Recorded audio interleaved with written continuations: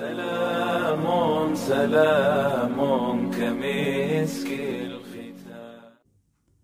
به نام آنی که جان آفرید. آیا می دانید بدترین نوع دروغ کدام است؟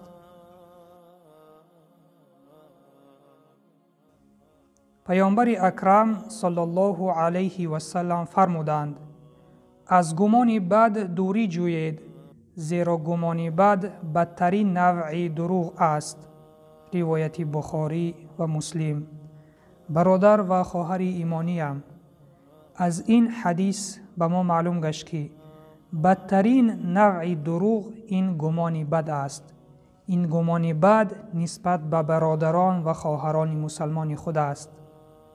پس بیایید به همه برادران و خواهران خود گمان نیک داشته باشیم، چون پیامبر صلی الله علیه و سلم گمان بد را بدترین نوع دروغ گفتند.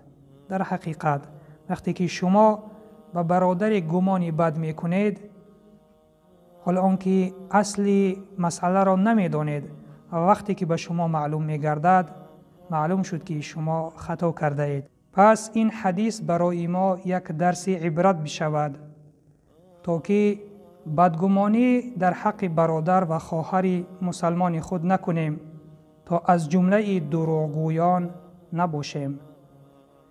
و سلام بر آن شخصانی که راه هدایت را پیش گرفتند.